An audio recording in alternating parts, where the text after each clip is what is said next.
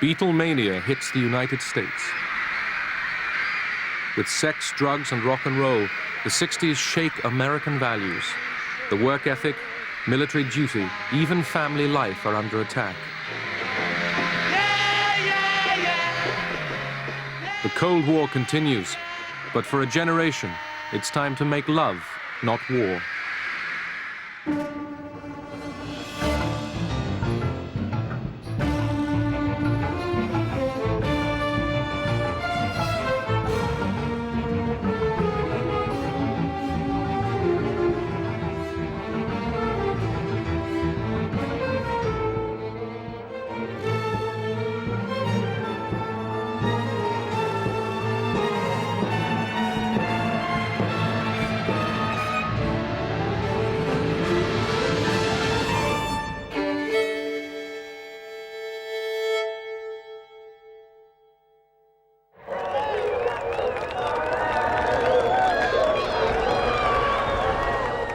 In 1960, America was moving towards the peak of its prosperity and power.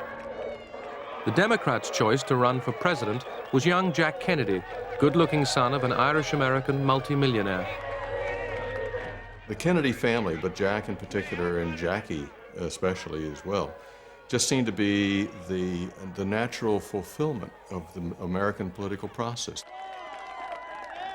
They seemed to be the best that the process could bring forward and represented a new and glittering age. You have to make your decision of what you want this country to be, what you want Illinois to be, how ready you are to move this country forward. That is the question which separates Mr. Nixon and myself. Kennedy brought in a sense of excitement and youth after the kind of the sleepy Eisenhower years, and almost seemed to symbolize this, youth passion. The Republican Party choice, Vice President Richard Nixon, shared Kennedy's patriotic anti-communist fervor, but he had not been groomed for television. The whole business of presenting visuals became very, very important. The Kennedy family put up hundreds of thousands of dollars, equipped a bus. It had film crews aboard, and they would go wherever John Kennedy was appearing and film him. And then those films became a part of his advertising on television. It was the first time that had really been done in an effective and organized way. Kennedy had attacked Eisenhower's conduct of the Cold War. To America and the world, he proclaimed, Let every nation know, whether it wishes us well or ill, that we shall pay any price, bear any burden, meet any hardship, support any friend, oppose any foe, to assure the survival and the success of liberty.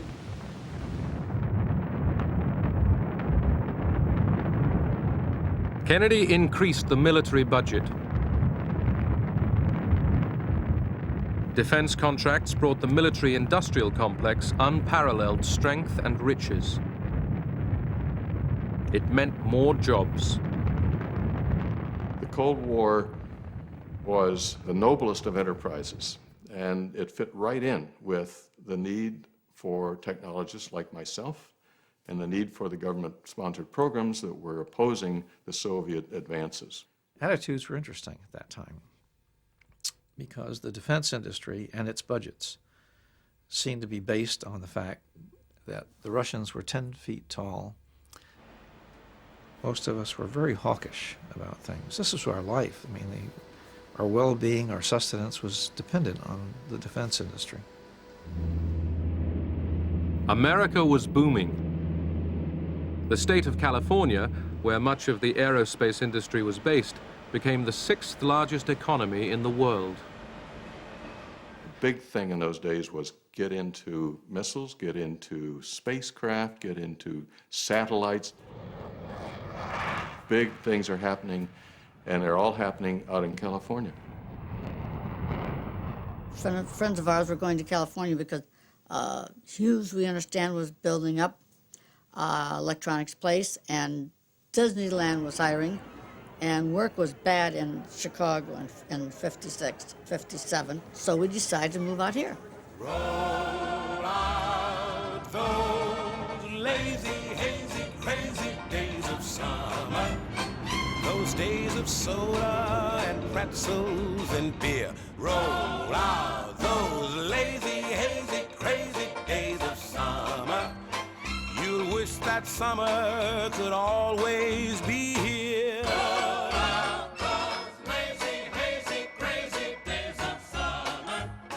Those days of soda. Post-war settlers in California left behind the decaying cities of the East. They found suburban life in the sun affordable, idyllic. We would hang around the sales office until we saw the new plot map go up, and then we picked out the lot that we wanted.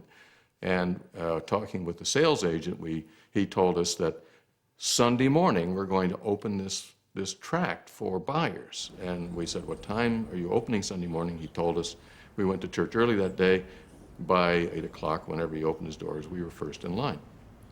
And for $200 cash check written, why, we were in the place. We paid $10,999, which you tell somebody back in Chicago and that, and they think it was you're buying a barn, you know. And it was nice. It was 3 bedrooms, 1 bath, and we increased. We put a block wall fence. We put a patio out there, and we put in the corner of our backyard, we put like the desert, we put a little cactus and stuff so we remind we're living in California.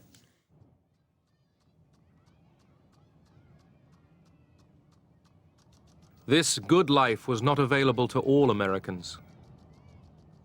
The question came up about selling these homes to members of minorities, ethnic minorities, blacks specifically. We were assured that we did not have to worry about anything of the sort happening, that the tract simply was not selling to blacks.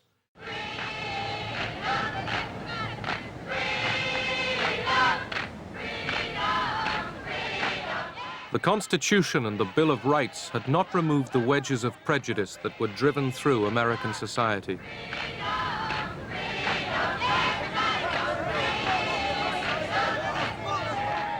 Black Americans, too, wanted freedom. Where Kennedy meant freedom from communism, they meant freedom from hunger, from fear, from humiliation. We looked at racism by degree, you know. So if you lived in St. Louis, you say, well, it could have been worse. You could be in Mississippi. You know, if you lived in Mississippi, you say, well, we lucky they didn't kill us all. That type of piece. And so consequently, and if a black person rose up and fought back, they say he crazy nigga. Even black folks say he crazy. Now somebody had to say, hey, it's all right when something is wrong to say it's wrong. And in a democracy, if something's wrong and you say it's wrong, you can gather to petition your government to tell them it's wrong. And you know what? If you do, they might do something about it. That's essentially what the Civil Rights Movement was about. You better keep your eyes on that prize. Hold on, hold on. In many southern states, laws prevented blacks and whites traveling together, eating together, even going to the same school. So keep your eyes on that prize. Hold on, hold on. Black Americans were denied jobs and the right to vote. Civil rights activists demonstrating against unjust laws were careful not to provoke the police by any display of aggression. They were beaten just the same.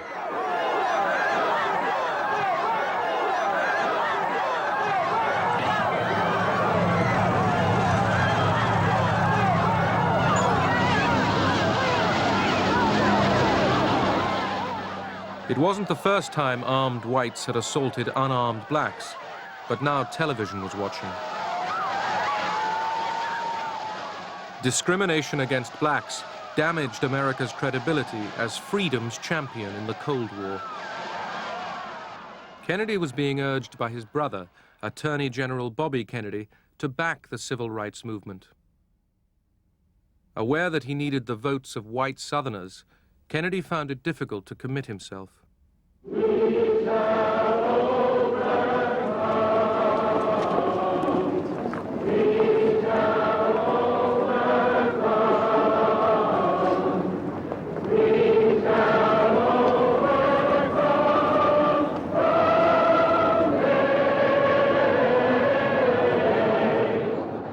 August 28, 1963, a civil rights rally at the Lincoln Memorial in Washington urged the White House to ban racist laws and give black Americans equal job opportunities.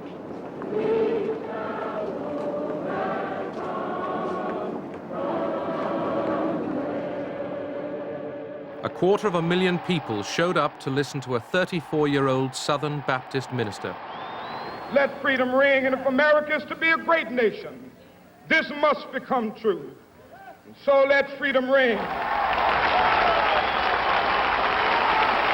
When we let it ring from every village and every hamlet, from every state and every city, we will be able to speed up that day when all of God's children, black men and white men, Jews and Gentiles, Protestants and Catholics, will be able to join hands and sing in the words of the old Negro spiritual, free at last, thank God Almighty, we are free at last. I never heard King say one thing when that camera was on about white folks, and another thing when it was off. He never called them honkies, he never called them rednecks. He always had the same love. Now I'm talking about when just he and I in a room talking, I'm cussing and calling him everything I can think of and blah, blah, blah. And he never left that spirit of love. Governor, thank you very much. And don't get hurt yourself. Don't get run over, see? Thank you very much, Governor. George Wallace, Democratic governor of Alabama, saw the growing civil rights movement as part of a communist conspiracy. The Communist Party USA has been alert to capitalize on every possible issue or event which could be used to exploit the American Negro in furtherance of party aims. In its efforts to influence the American Negro, the party attempts to infiltrate the legitimate Negro organizations for the purpose of stirring up racial prejudices and hatred. In this way, the party strikes a blow at our democratic form of government by attempting to influence public opinion throughout the world against the United States. In the name of national security, Attorney General Robert Kennedy gave the FBI permission to tap the telephones of Martin Luther King and his colleagues. J. Edgar Hoover, chief of the FBI, was convinced that the civil rights movement had been infiltrated by communists. Hoover hated King. Hoover is close enough to the South to be in the Southern culture. And in that society, there was a real sense of belief, a religious belief, a political belief that there was no such thing as equality between blacks and whites. Hoover had coverage by agents listening to the wiretap 24 hours a day. We had scuttlebutt and rumor and about his personal life. We didn't have facts to show that King was a communist. In the build-up to the 1964 election campaign, President Kennedy took his wife on a ceremonial visit to Dallas. There, he met his death.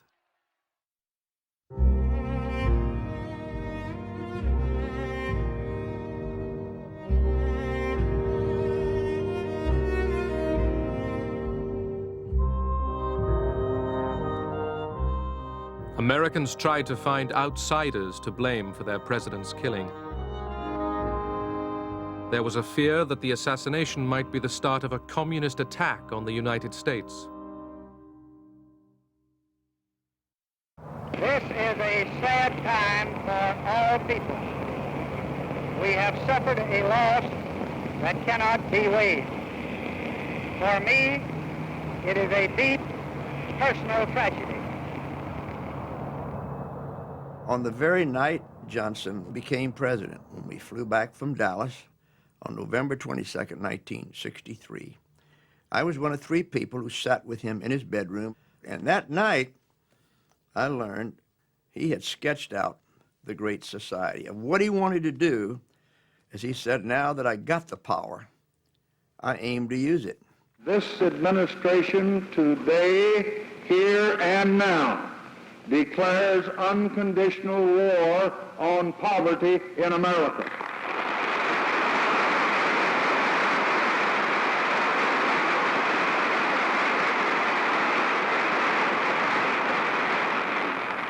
And I urge this Congress and all Americans to join with me in that effort.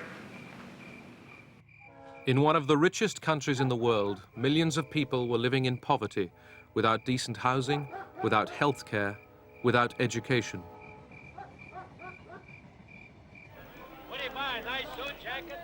Amongst blacks, unemployment was 9 times that of whites. Central to Johnson's vision of the Great Society was the abolition of racial discrimination.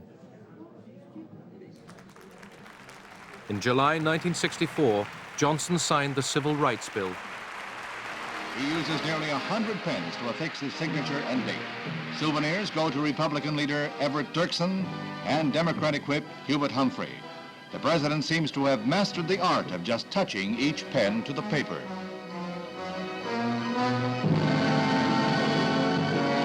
Integration leader Martin Luther King receives his pen, a gift he said he would cherish. Attention all bases, attention all bases. This is Iron Hand, this is Iron Hand. This is a SAC alert. The Cold War military buildup continued. The United States remained on high alert against a Soviet nuclear attack. It prepared to counterattack on an unimaginable scale.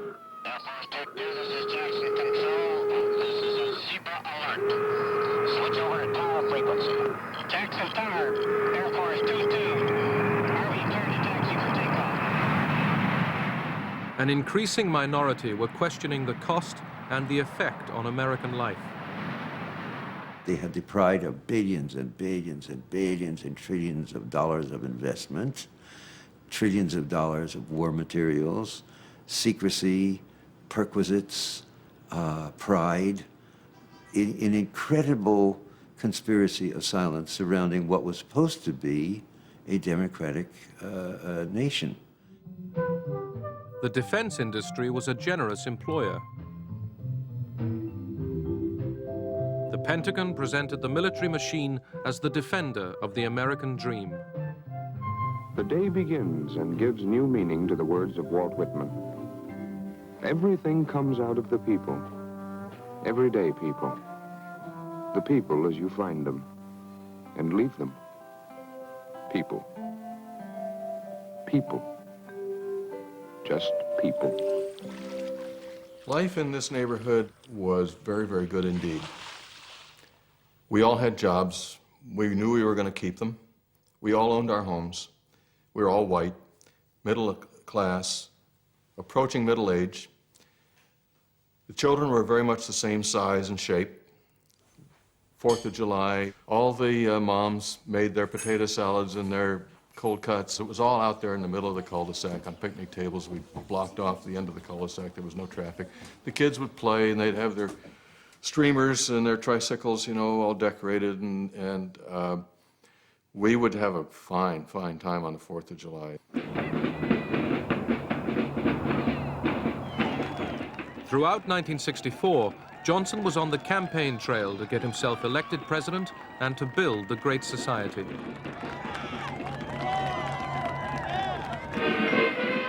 His Republican opponent was Senator Barry Goldwater of Arizona. He voted against the Civil Rights Bill. Goldwater promised to get tough with the Soviets. He denounced Johnson's Great Society as creeping socialism. The message of our campaign is clear. It's this: stop the spread of socialism at home and communism abroad. The American people needed more convincing. Goldwater was heavily defeated. On the Berkeley campus of the University of California, dissent flourished. There had been a long tradition in Berkeley, going back many, many years, of distributing literature and giving political speeches and setting up tables promoting your political groups right there on the campus grounds. An edict came down which said that all of that must stop. The students borrowed the tactics of the civil rights movement. They organized strikes and sit-ins.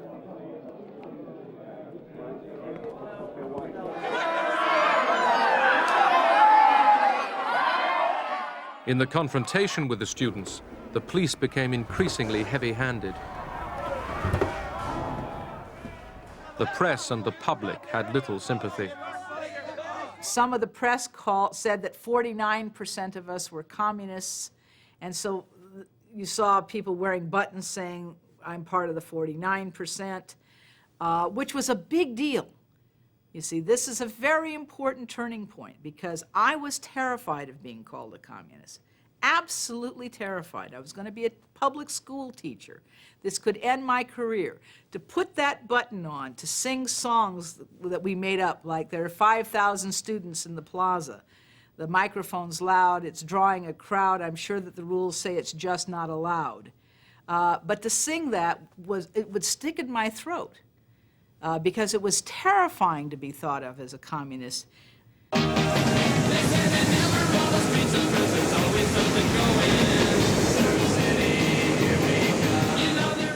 American ideas of political freedom were now being extended into the personal realm.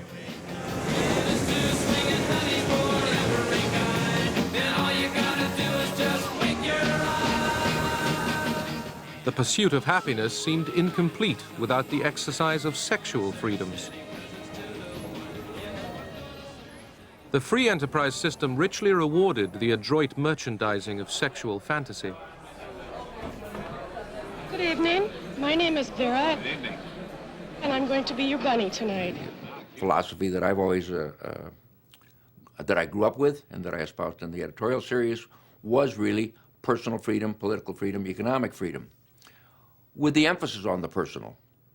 The notion that we indeed did and do own our own minds and bodies, and that anything from church or state that limits that is inappropriate and inconsistent with the pluralistic society that America is supposed to be.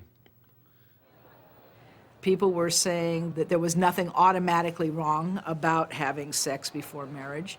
The birth control pill was available to students at the Student Health Service, and most of the women I know were availing themselves of it.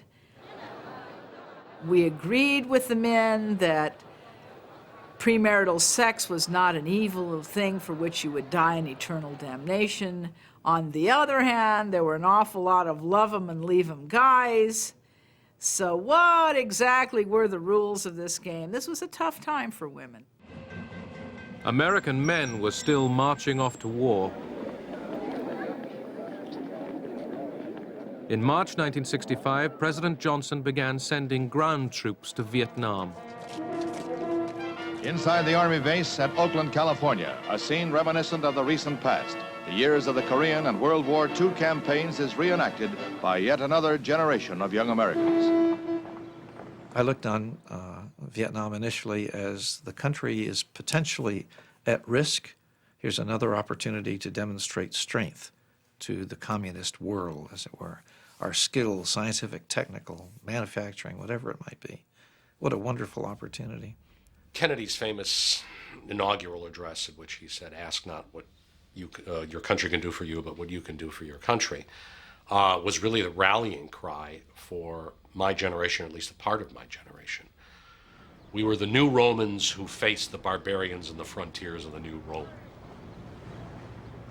I joined the Marines out of that sense of patriotism, and once we were sent to Vietnam, this was all considered to be right and fitting. This is what we were supposed to do. Silver wings upon their chest, these are men, America's best. 100 men. Despite the extension of the military draft, Johnson's war in Vietnam enjoyed popular support. Green Beret.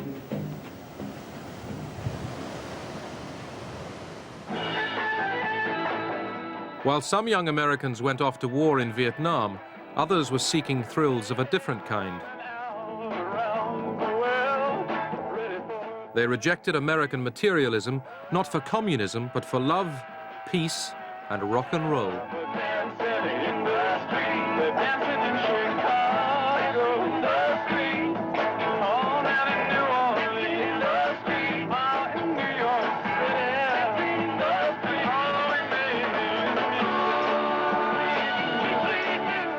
All over the country, young men of draft age turned on, tuned in, and dropped out.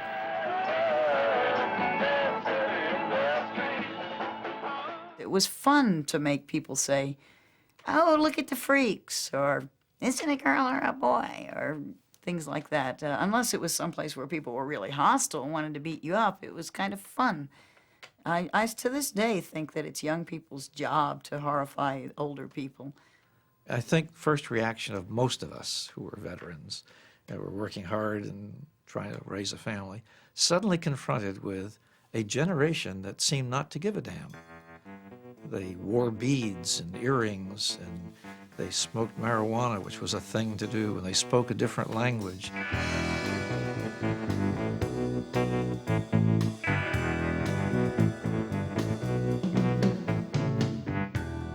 These young Americans rejected the work ethic and monogamy for spontaneity, sensuality, and psychedelic drugs. There was the cosmic consciousness, there was being God, there was understanding it all now, and I became, in short order, pretty impatient with the rest of the world. They're still having wars, they're doing stupid things. Mostly, the flower children did their own thing. The police, obliged to play the heavy father, were often totally at a loss. I really did think the revolution was going to happen. Not necessarily guns and blood. If pressed, I might have had a hard time saying just what I thought was going to happen. The one thing I was fond of saying was there are more of us being born and more of them dying all the time. And I really thought that all we had to do was show them. And once people realized, oh yeah, this is a better way to live. Love is much better than war. The vast majority of Americans spurned youth counterculture. Hollywood film star Ronald Reagan was out to become Republican governor of California. Feels very good. Reagan urged a massive effort to win the war in Vietnam. I have always felt that we should be making an all-out effort to win. Does that imply you don't think the government is? Well, I think for quite some time, and I still believe, I have agreed with those military men and those who have suggested that perhaps more of a blockade with regard to North Vietnam, the blocking of the harbor and so forth to stop the shipments of munitions in, as well as trying to intercept them on their way south, would be more effective. More bombing? Yes. But protest against the war was growing. There were marches and draft card burnings. The war, these Americans argued, was immoral and unjust. It felt like we were walking around in a large mass hallucination, sustained by all the politicians, but particularly Lyndon Johnson and later by Nixon extremely, based on lies and secrecy, sustained by the media, who were not able to, who couldn't conceive that the whole structure of the United States mentality could be so wrong and so disastrous and so earth-destroying. I had the opportunity to travel to Vietnam and see firsthand some of the things that were going on, and I studied and read quite a bit about it. I became quite convinced that there just was no basis to be there, and that in time that we could bring the whole country, you know, to that point of view. At the Oakland Draft Induction Center, Berkeley students organized a blockade, trying to prevent conscripts registering for military service. The army was forced to bus the conscripts in behind a massive police cordon.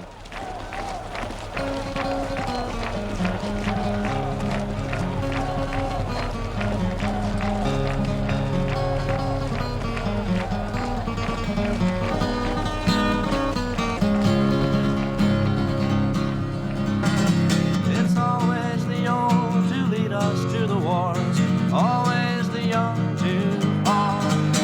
Now look at all we've won with a saber and the gun. Tell me, is it worth it all? I do remember the first time I was maced. That wasn't particularly fun. It was very typical for the police lines there, and the student line is here, and there's sort of this, ritualized back and forth. Well, we're going through this ritualized back and forth, and this guy takes out this can and sprays it in your face, and you're blinded. You feel blinded. You're temporarily blinded, and you don't know what the hell. And of course, it never happened before, so if you're temporarily blinded, you don't know. It doesn't come with the word temporary in front of it. You don't know what the hell's happened. Call it peace or call it treason, call it love or call it reason, but I ain't marching anymore. I ain't marching anymore.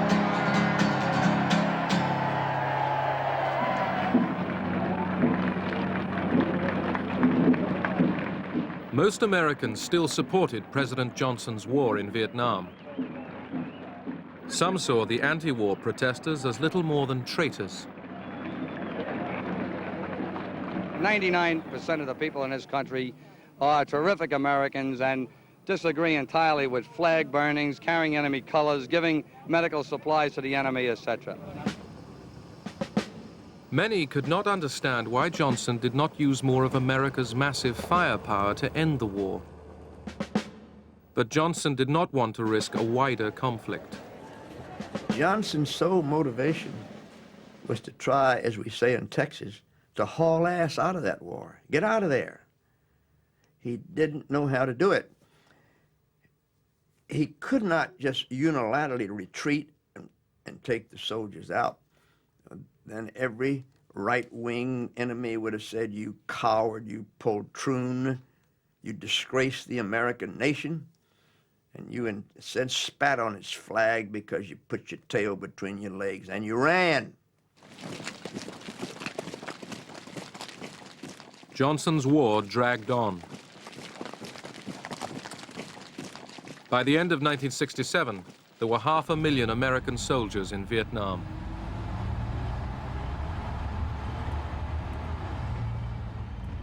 We had an anti-war rally with a focus on the fact that 28% of the people who were dying on the front lines in Vietnam were black Americans whose same rights were not being recognized in this country. And the whole focus was down with the war, and black people do not serve in the military. Millions took notice when heavyweight boxing champion Muhammad Ali defied the draft.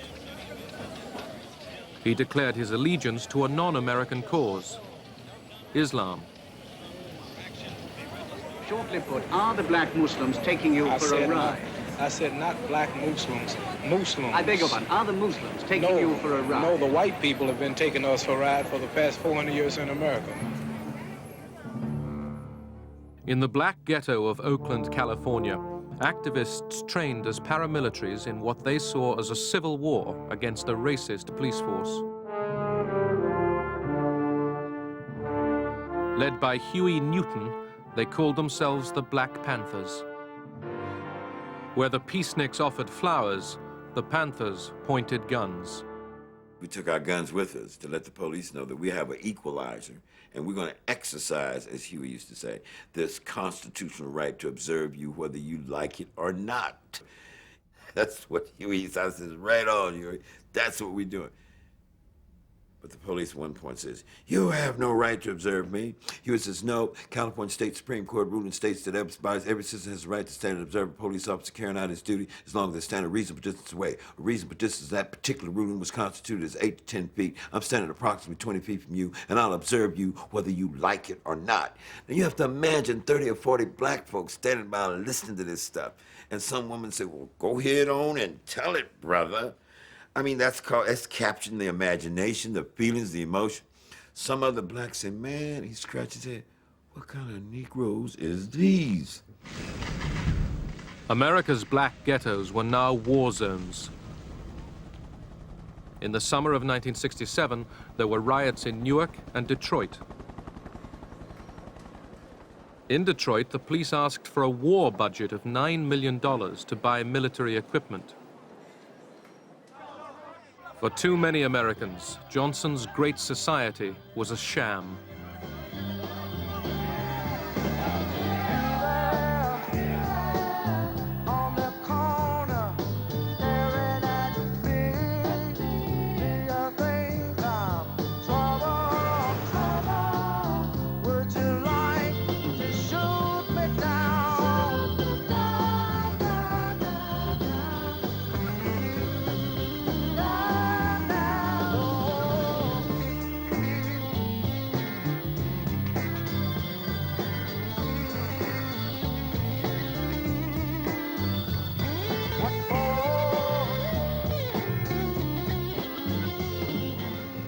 In March 1968, as the war in Vietnam and conflict at home continued, Johnson threw in the towel.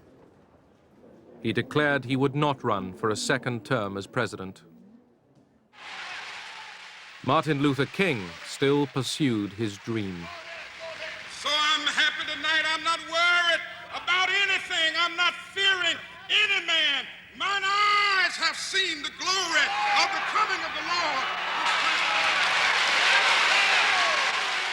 The following night, Martin Luther King was killed by a white gunman.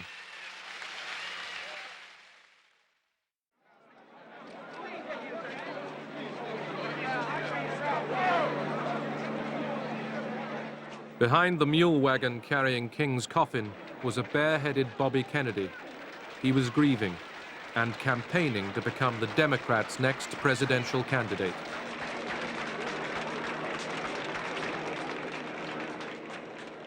The country wants to move in a different direction. We want to deal with our own problems within our own country, and we want peace in Vietnam. Bobby Kennedy won the California primary. His rival, fellow Democrat Eugene McCarthy, was also for peace. McCarthy's supporters watching television saw another Kennedy killed by an assassin's bullet.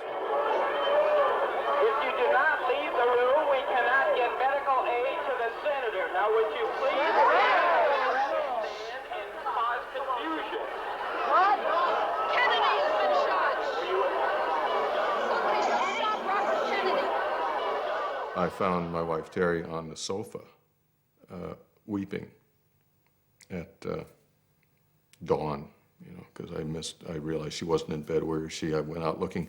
She's on the sofa, she's weeping.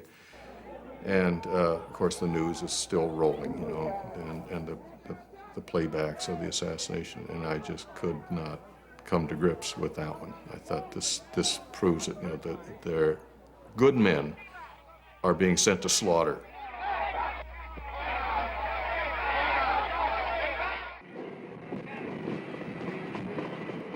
August 1968, Democratic Party delegates arrive in Chicago for the convention to choose their candidate for the presidential elections in November. The burning issue was the war in Vietnam. Vice President Hubert Humphrey was confident he would win the nomination. He supported Johnson's dream of a great society and, in public, the war in Vietnam.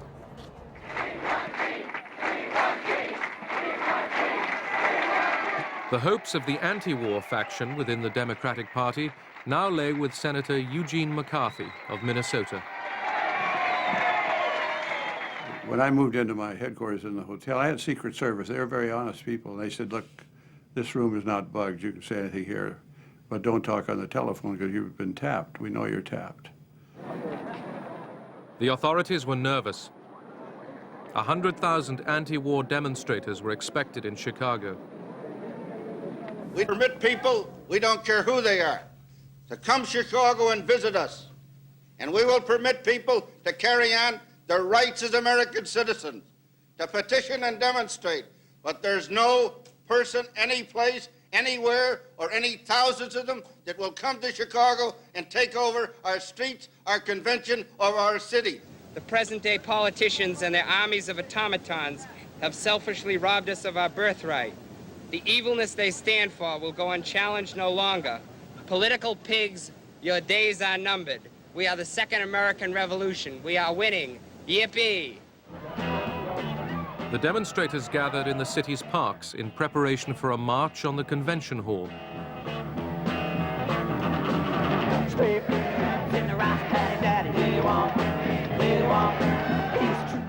Mayor Daley had no intention of allowing them to march anywhere and wanted them out of the parks. They wanted a focal point, and a focal point would be the park. Daley said, you can't sleep in a park. They said, we're going to sleep in a park. That was their main focus, because they knew there'd be a confrontation. Was out of order. That's what caused this. Inside the convention, Daley prevented McCarthy delegates debating the war on primetime TV. It's pretty upset because the Of the Democratic Party, and let them conduct themselves accordingly or clear the gallery. Will the convention be, will the sergeant at arms enforce order in the convention? On the day the Democratic Party was due to nominate its presidential candidate, anti-war protesters battled it out with police.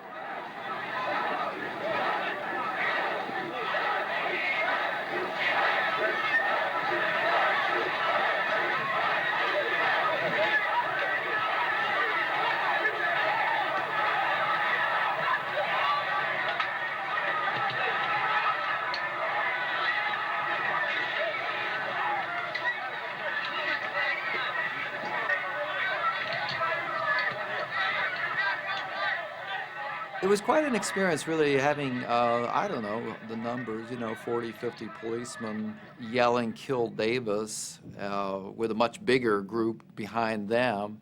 And the first hit was to the head and drove me to the ground. And then it was just being beaten on the back, over and over again. It was, I would say, probably the only time in my life where I really thought I might not make this.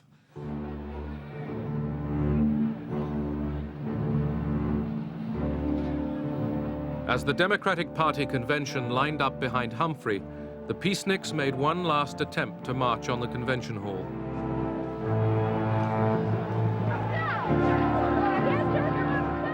The police were waiting for them, and for anyone else who stayed in the street.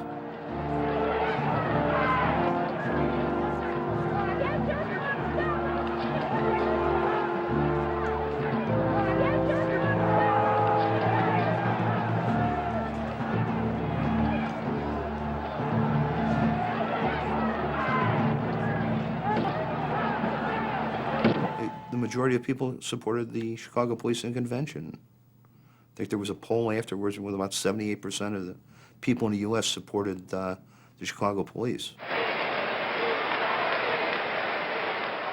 At the convention, McCarthy supporters were overwhelmed. Vice President Hubert Humphrey became the Democrats' candidate for the presidential elections in November.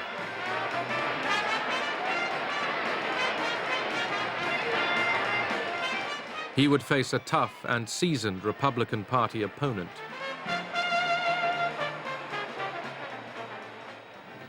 When the strongest nation in the world can be tied down for 4 years in a war in Vietnam with no end in sight, when the richest nation in the world can't manage its own economy, when the nation with the greatest tradition of the rule of law is plagued by unprecedented lawlessness, when a nation has been known for a century for equality of opportunity is torn by unprecedented racial violence, and when the President of the United States cannot travel abroad or to any major city at home without fear of a hostile demonstration, then it's time for new leadership for the United States of America.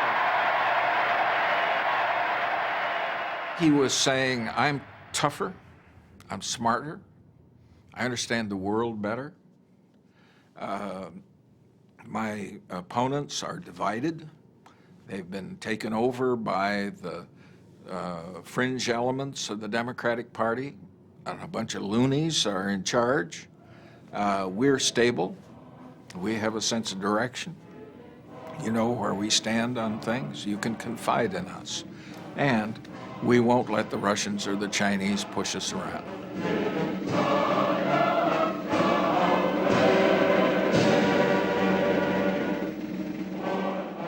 Richard Nixon's victory was wafer thin, less than 1% of the vote.